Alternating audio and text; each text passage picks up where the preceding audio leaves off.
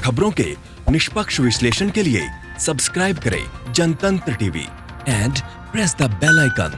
Never miss any update.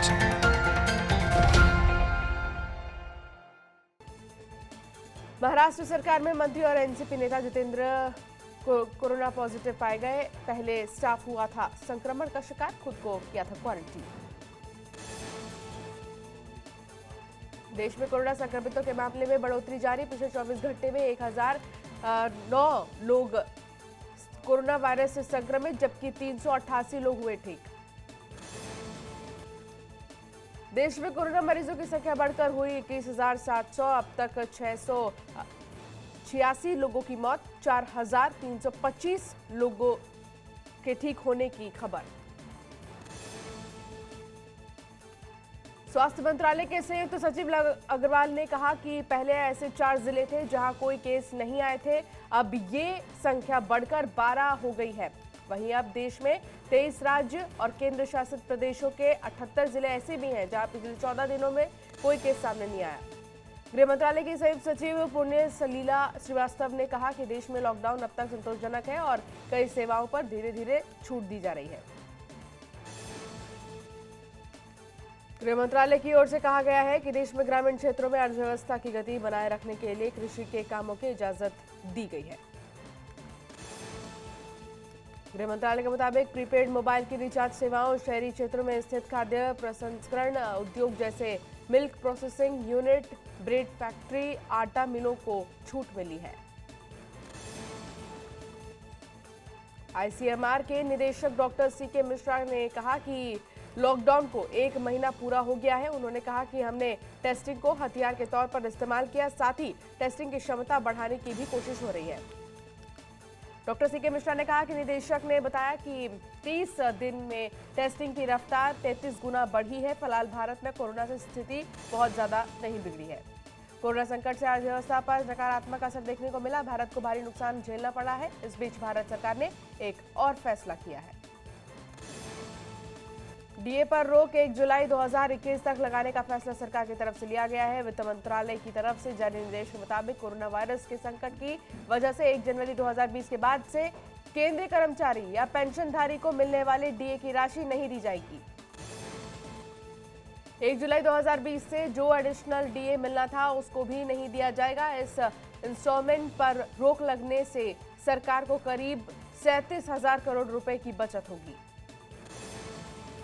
आपको बता दें कि कोरोना संकट की वजह से केंद्र सरकार की तरफ से कई तरह की योजनाओं में बदलाव किए जा रहे हैं। इससे पहले ही रक्षा बजट में कटौती की बात सामने आ चुकी है, जहां पर नए प्रोजेक्ट्स की खरीद को कुछ समय के लिए रोकने की बात कही गई है।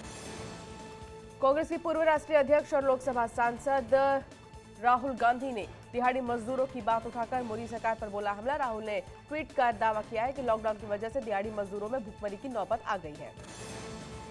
इसके साथ ही उन्होंने कहा कि इस संकट के वक्त ऐसे बेसहारा लोगों को अन्न और जीविका की सुरक्षा देना सरकार की प्राथमिकता होनी चाहिए।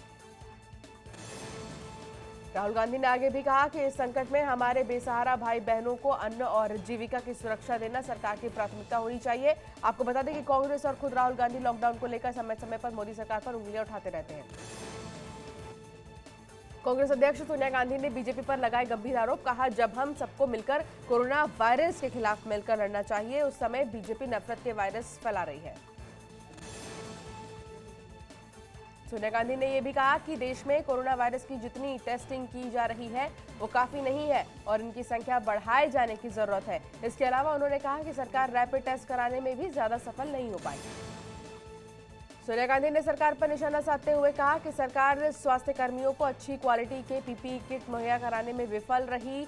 उन्होंने कहा कि सरकार किसानों, मजदूरों और गरीबों के खाते में तुरंत 7500 रुपए की रकम आर्थिक मदद के तौर पर डाले।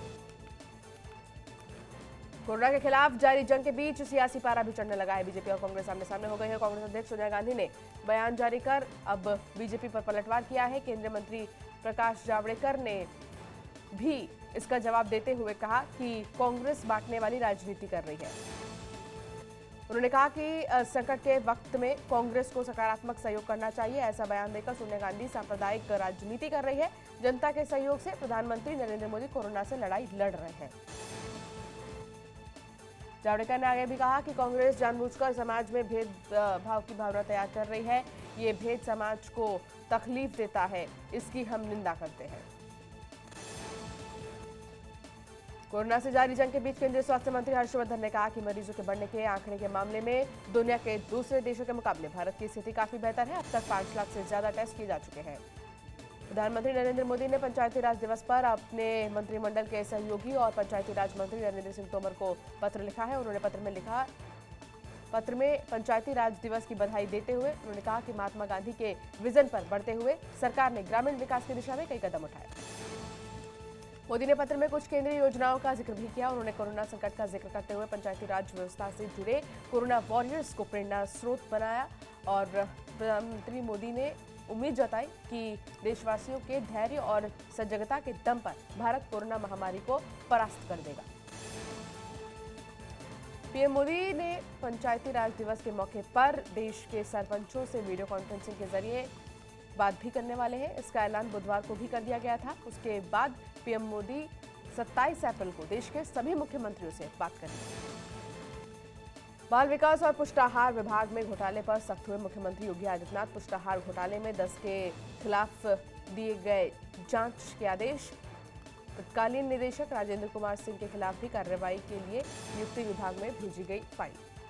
यूपी सरकार की ओर से अपर मुख्य सचिव गृह अवनीश अवस्थी और संयुक्त स्वास्थ्य सचिव अमित मोहन प्रसाद ने प्रेस कॉन्फ्रेंस कर प्रदेश में कोरोना के हालातों की जानकारी दी। प्रदेश में कोरोना के इस वक्त कुल मामले 1507 है, जिनमें से एक्टिव केस 1299 है। वहीं 187 लोग अब तक इस महामारी से पूरी तरह ठीक हो चुके हैं। मौत के आंकड़ों की बात करें तो राज्य में अब तक 21 लोगों की मौत हो चुकी है।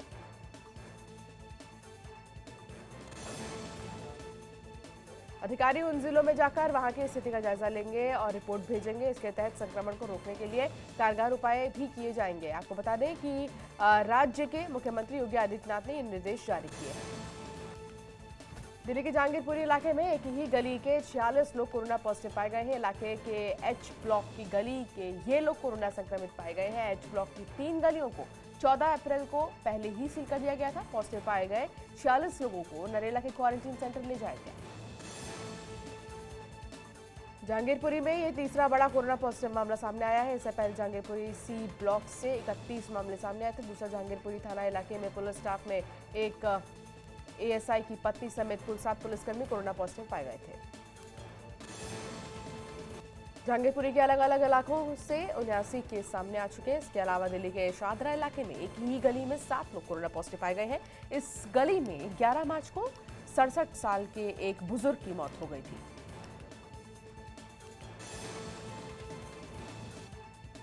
राजस्थान के राज्यपाल कलराज मिश्र ने कोरोना वैश्विक महामारी के इस दौर में कलाकारों को राहत देने का काम किया है। कलराज मिश्र ने कहा कि छोटे और मध्यम स्तर के कलाकारों को पंजीकृत किया जाना जरूरी है ताकि कलाकारों को भी सरकार की योजनाओं का लाभ मिल सके।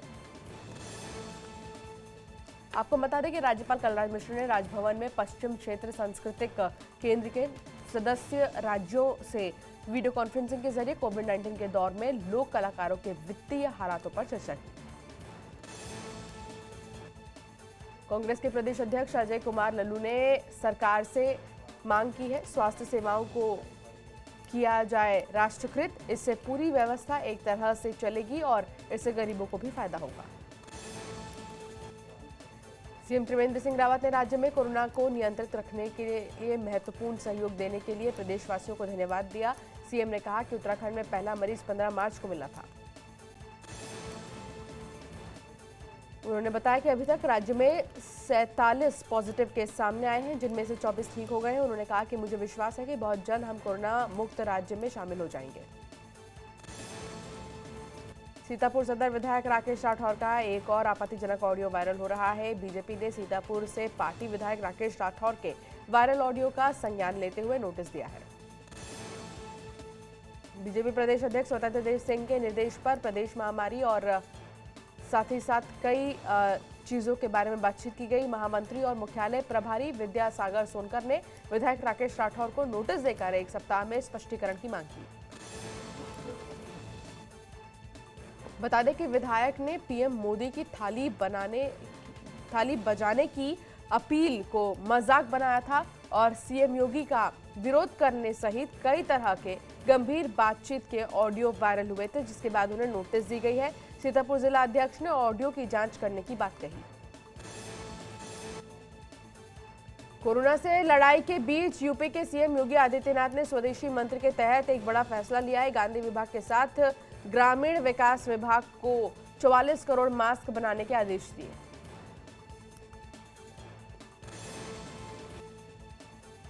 खादी ग्राम उद्योग विभाग के मंत्री सिद्धार्थ नाथ सिंह ने बताया कि ये मास्क ट्रिपल लेयर होंगे और गरीबों को मुफ्त में दिए जाएंगे। इनकी खास बात यह होगी कि इन्हें धोकर फिर से इस्तेमाल किया जा सकेगा। आम जनता के लिए ये मास्क मामूली कीमत पर उपलब्ध कराए जाएंगे।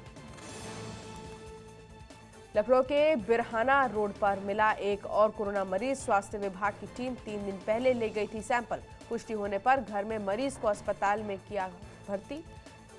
कोरोना मरीज मिलने के बाद इलाके में सनसनी। गोंडा में क्वारंटीन सेंटर से भागे विक्षिप्त युवक ने पानी की टंकी पर चढ़कर जमकर हंगामा काटा। सूचना के बाद पहुंची पुलिस ने युवक को नीचे उतारकर अस्पताल में किया भर्ती। एटा में एक युवक ने स्वास्थ्य विभाग की टीम पर ईंट पत्थर से किया हमला। हमले में एम्बुलेंस क्षतिग्रस्त, महिला सहित स्वास्थ्यकर्मी भी घायल।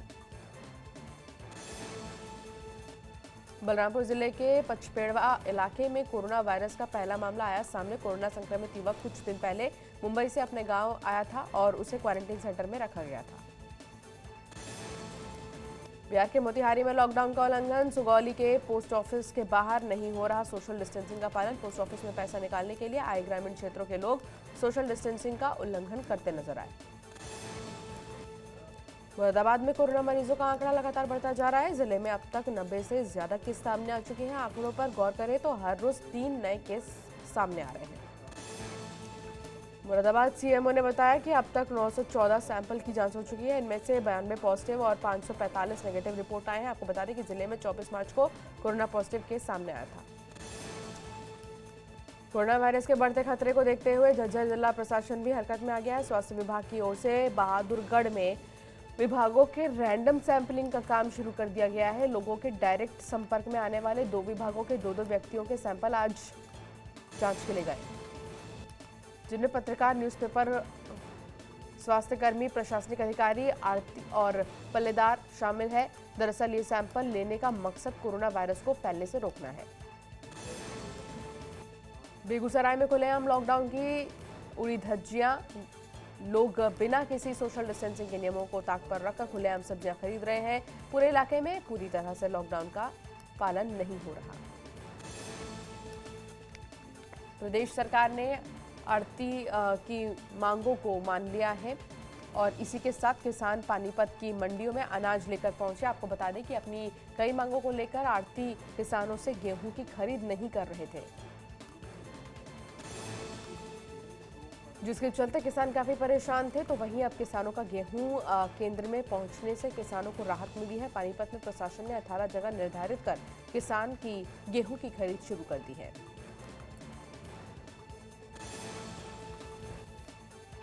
अयोध्या में रमजान महीने को लेकर प्रशासन लॉकडाउन के पालन के लिए सतर्क। मुस्लिम धर्मगुरुओं से मिलकर रमजान में लोगों से घर में ही रहने की अपील की। प्रशासनिक अधिकारियों ने भ्रमण कर लोगों से लॉकडाउन का पालन करने की अपील की।